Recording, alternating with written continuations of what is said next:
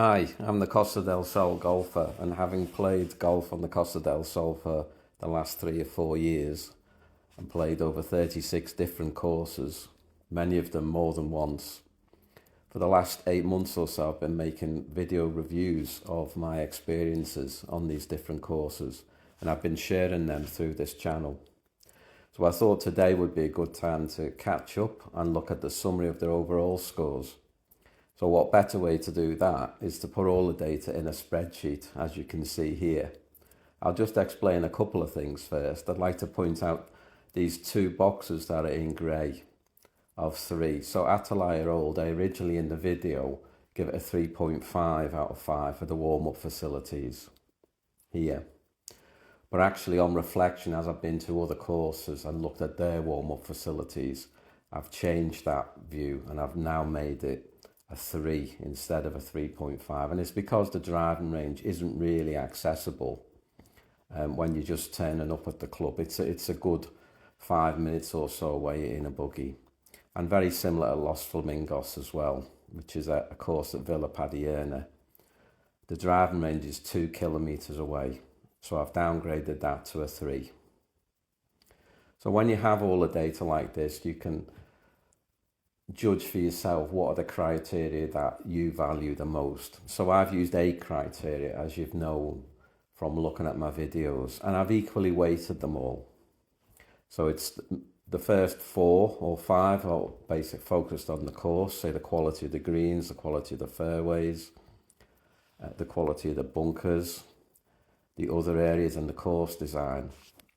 And then there's the warm-up facility. So if you're turning up for a round of golf on holiday, you want to hit some putts, you want to hit some chips, maybe hit some balls in the nets or the driving range before you go out on the course. And then there's the clubhouse.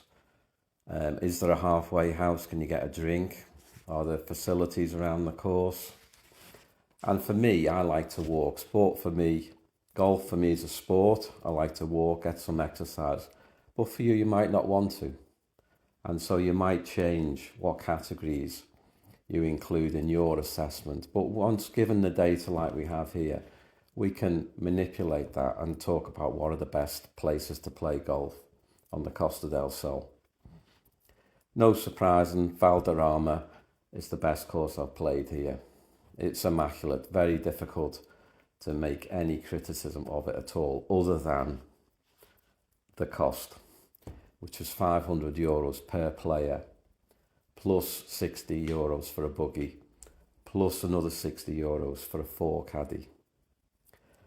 Interestingly, just a week after I played Valderrama, I played Mijas Los Lagos course for the 3rd time. And I really had a good look at the quality of the grass, and it wasn't far behind that I experienced at Valderrama. So this gets a very good rating as well, and it's also very walkable. And you can see here the cost I've paid for the last 2 visits, a B being a buggy. So for my last visit, I paid €75, including a buggy. Then you can work your way down the table, of course. Atalaya Old is a good course. La Cañada, I rate it very highly. It's near Valderrama, so it's got the same terrain and the same vegetation and trees. So it's a very similar experience, and actually the quality of the course on the day I played was excellent. And then you can work your way down. El Paraiso, Guadalmina North, very good.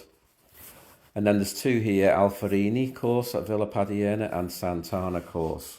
And these are in grey. And the reason they're in grey is just to remind me that I have scored them on my metrics, but you won't have seen the videos for these courses yet.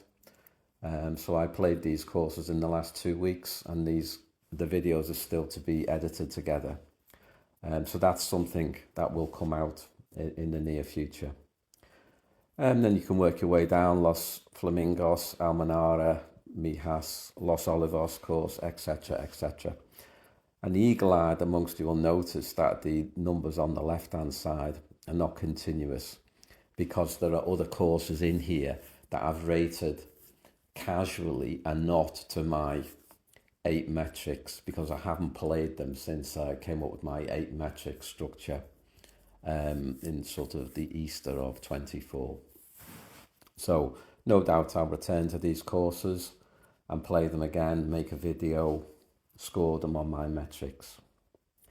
So if you're a golfer, of course, and you're on holiday, you might decide, actually, I'm not interested in walking.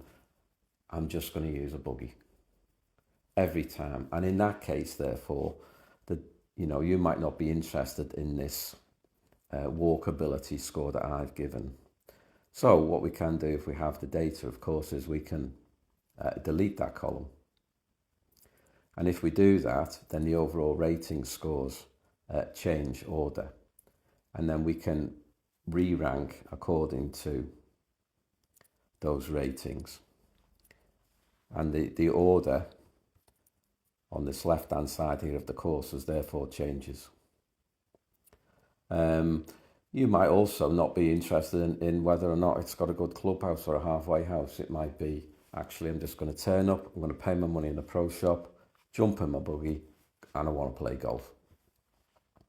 And I'll take my own drinks, so I'm not interested in whether there's a halfway house or not. So, of course, with the raw data, we can delete this as well out of the rankings.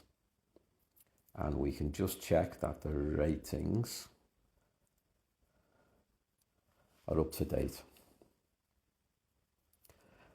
And you might not even be interested in whether it has good warm-up facilities or not. It might be that, actually, I'm just going to swing a driver a few times on the first tee and off I go. And if we do this, we can delete this data, of course, and then we can reorder according to the rankings. It might be that. So this is what you'd get if you just focused on the quality of the golf course. Of the courses that I've played since I have this 8 metric ranking system, and I've made videos out of them. And this is what you'd get. So of the videos I've made so far, Valderrama top, Los Lagos second, Alfarini, video to come, third, La Cañada, Los Flamingos, etc., etc. And I think it's always important just to do a sense check of what comes out of the overall ratings after you've done the individual metrics. And actually, when I look at this, I think, yeah, actually, Los Lagos is a really good golf course.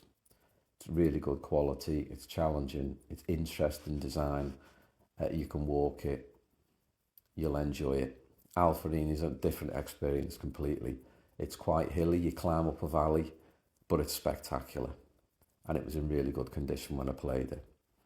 Except for the bunkers, which had quite a lot of rain the night before, and so they were a little off. So it's possible that if I went back there in another month or so, that bunker score could increase.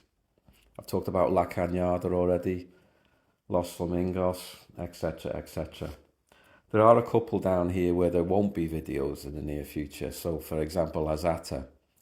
I played that a few months ago, but it was so windy that the quality of the audio on that day just wasn't fit for publishing. However, I have scored it according to my metrics. And Santa Maria I played last week, and I didn't make a video for a variety of other reasons. But again, I went through the same process, and I have put my scores there. So this is where I am. I appreciate you watching my videos. The most watched video now, La Calle Europa's just ticked over 2,000 views in the last couple of days, so I'm really pleased with that. And as long as you watch my videos, give the occasional like, a subscribe would be most welcome, then I'll carry on doing this. I do it for fun. I enjoy it. I enjoy sharing my experiences of golf in this wonderful place with wonderful weather. So if you do like my videos, please subscribe, and I hope you've enjoyed today's summary of where we are so far. Thank you.